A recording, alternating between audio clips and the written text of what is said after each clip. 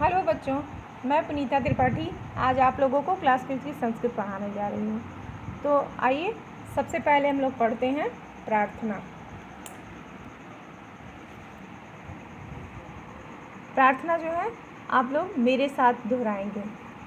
हे विश्वपाः वयं भवतां बालकाः स्मः, अस्मभ्यं विद्यां देहि बलं देहि आयुः देहि, अस्मभ्यं शुद्धं चित्तं देहि सुविचारं देहि मधुरां वाणीं च देहि, अस्मभ्यं गुरुभक्तिं देहि पितृभक्तिं देहि देशभक्तिं च देहि, अस्मभ्यं सुजीवनं देहि स्वभक्तिं च देहि, वयं भवन्तं सततं नमामः पूजयामः स्मरामः च। अर्थात हे विश्व के स्वामी, हम सब आपके बालक हैं। हम सबको विद्या दीजिए, बल दीजिए और आयु दीजिए। हम सबको शुद्ध मन दीजिए, अच्छे विचार दीजिए और मीठी वाणी दीजिए। हम सबको गुरु की भक्ति दीजिए, माता पिता की भक्ति दीजिए और देशभक्ति दीजिए। हम सबको अच्छा जीवन दीजिए और अपनी भक्ति दीजिए। हम सब आपको लगातार नमस्कार करते हैं, पूजते हैं और याद करते हैं। तो इस तरह से आप लोग जो है इस श्लोक को अच्छी तरीके से याद कर लीजिएगा। इसके बाद हम लोग पढ़ेंगे प्रथमः पाठः। प्रथमा पाठः जिसका नाम है संस्कृत वर्णमाला। संस्कृत वर्णमाला क्या है, हम लोग इस पाठ में जानेंगे। भारत की सबसे प्राचीन भाषा क्या है? संस्कृत। संस्कृत भाषा को अनेक भारतीय भाषाओं जैसे गुजराती, बंगला, हिंदी, मराठी, तमिल आदि की जननी कहा जाता है। हमारी राष्ट्रभाषा हिंदी भी संस्कृत भाषा से ही विकसित हुई है, उत्पन्न हुई है। भाषा का प्रयोग हम लोग किस लिए करते हैं? भाषा का प्रयोग हम अपनी बात कहने, बोलकर या लिखकर और दूसरे की बात को समझने के लिए सुनकर या पढ़ कर के किया जाता है। भाषा के जो है दो रूप होते हैं कि पहला है मौखिक और दूसरा है लिखित। मौखिक भाषा किसको कहा जाता है?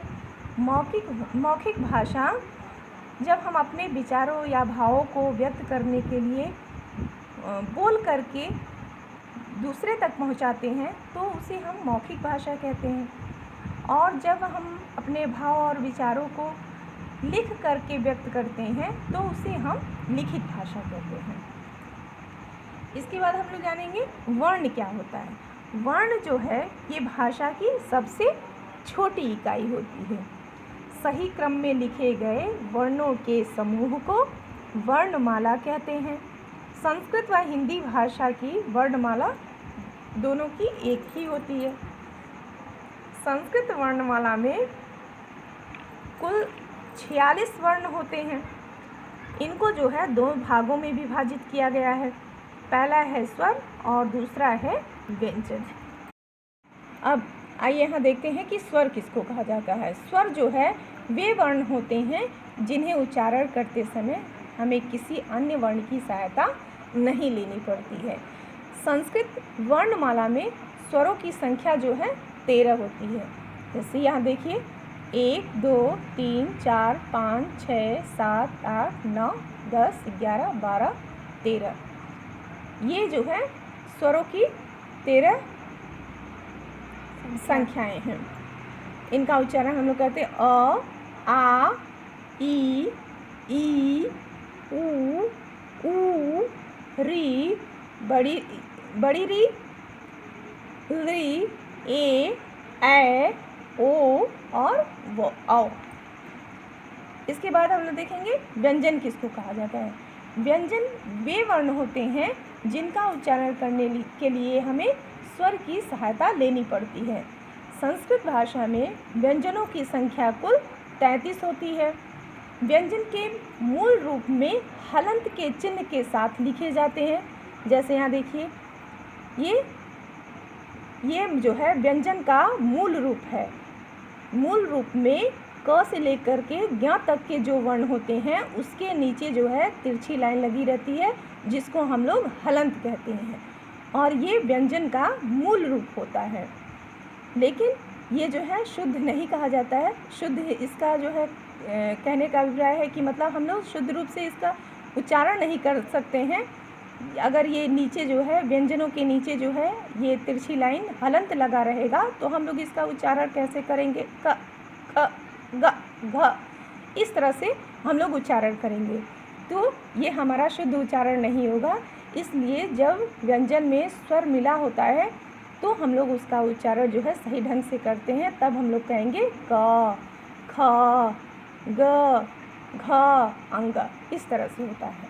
अब व्यंजन को जो है 5 वर्गों में विभाजित किया गया है। 5 वर्ग, पहला देखिए 1, 2, 3, 4, 5। ये व्यंजन को 5 वर्गों में विभाजित किया गया है। प्रत्येक वर्ग में ये जो है प्रत्येक वर्ग, इसको वर्ग कहा जाता है। वर्ग यानी पहली लाइन, दूसरी लाइन, तीसरी लाइन, चौथी लाइन और 5वीं लाइन। प्रत्येक वर्ग में जो है 5 वर्ण होते हैं। 5 वर्ण यानी 5 अक्षर होते हैं। जैसे देखिए प्रत्येक वर्ग में 1, 2, 3, 4, 5।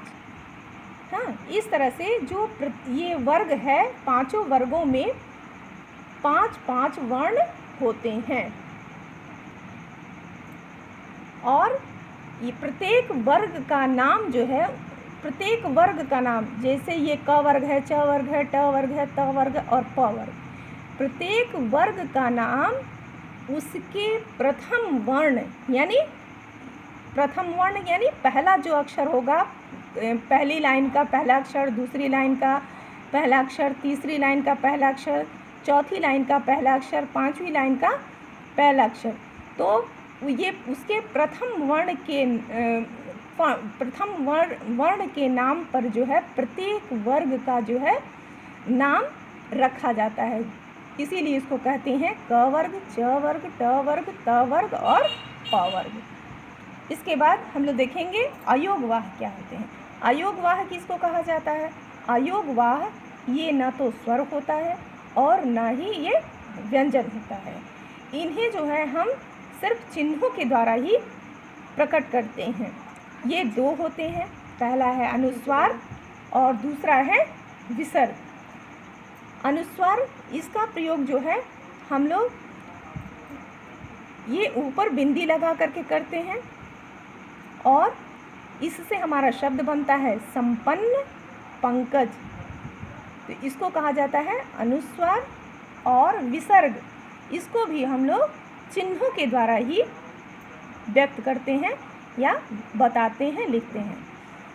तो इससे जो है हमारा शब्द बनता है जैसे पुनः, प्रातः। इसके बाद जो है आप लोग जो है इसको जो है बार बार पढ़िएगा। हाँ, ये आपका होमवर्क है। धन्यवाद।